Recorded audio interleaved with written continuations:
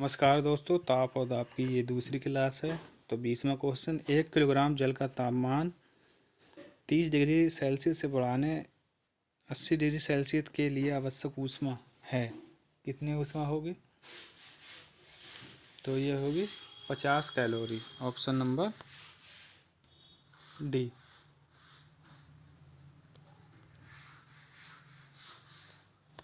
एक किलोग्राम जल का तापमान 30 डिग्री से बढ़ाकर 80 डिग्री करने के आवश्यक ऊष्मा 50 कैलोरी होगी, क्योंकि Q बराबर MS डेल्टा T। तो MS T2 माइनस T1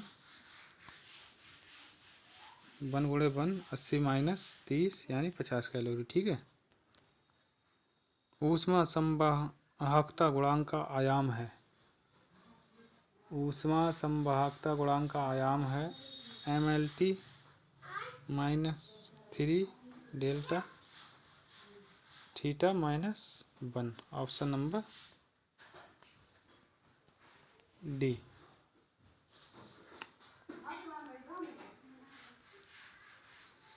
पच्चीस डिग्री पर 300 ग्राम पानी को 0 डिग्री पर 100 ग्राम बर्फ में मिला दिया जाता है। उस सम्मिश्रण का अंतिम तापमान होगा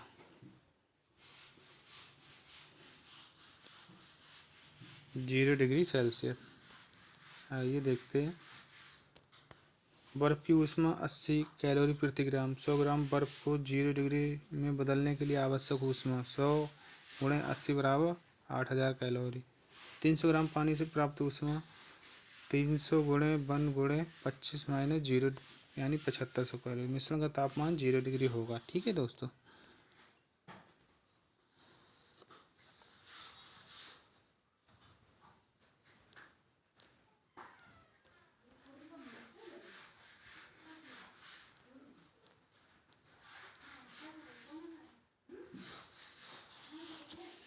विकिरण पायरोमीटर से कितना तापक्रम मापा जा सकता है?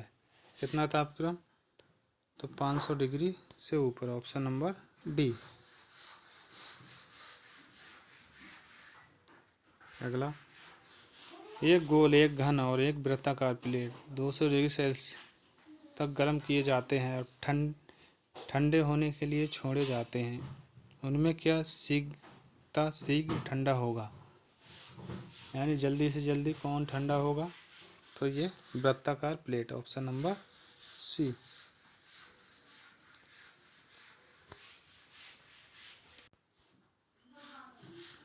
तांबे की गेंद को गर्म करने पर इसका घनत्व, तांबे की गेंद को गर्म करने पर इसका घनत्व कैसा होगा? तो ये घटता है। Option number B.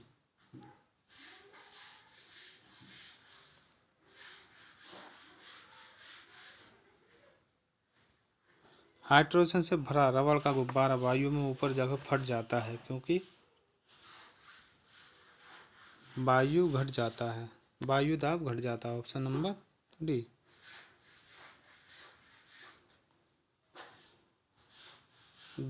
जब जल को 0 से 100 डिग्री तक गर्म किया जाता है तो जल का आयतन पहले घटेगा फिर बढ़ेगा। जल का आयतन पहले घटेगा फिर बढ़ेगा। Option number D. जब पानी को 0 डिग्री से 4 डिग्री के बीच गर्म किया जाता है तो इसका आयतन घटेगा। Option number B. अगला, एक ढके हुए बर्तन को एक निश्चित तापमान पर रखा जाता है। सर्वप्रथम इसे रिक्त किया जाता है और फिर इसमें लगातार भाप छोड़ी जाती है। बर्तन में भाप का दाब पहले बढ़ता है और फिर स्थिर बना रहता है। Option number C. अगला,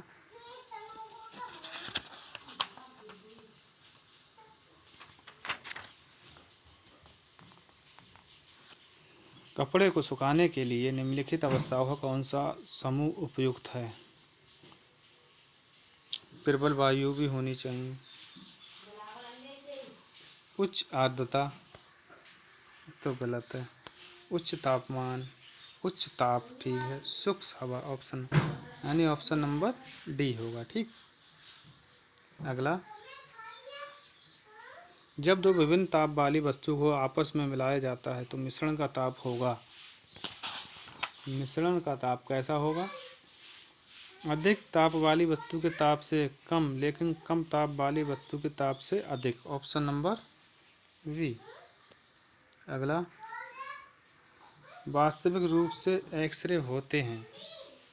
तेज गति के इलेक्ट्रॉन, धीमी गति के न्यूट्रॉन, धीमी गति के इलेक्ट्रॉन, विद्युत चुम्बकीय तरंगे क्या होते हैं? तो ये होते हैं विद्युत चुम्बकीय तरंगे। Option number C. अगला, केल्विन स्केल में मानव शरीर का सामान्य तापमान कितना होता है? जो केल्विन स्केल है में मानव शरीर का तापमान कितना होता है? तो ये होता है 310 के। ऑप्शन नंबर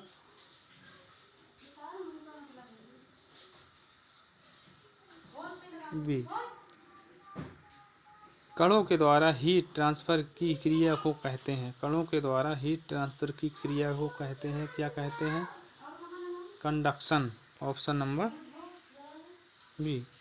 अगला, तापमान को कितना कम कर देने से सभी गैस शून्य आयतन घेरेंगी?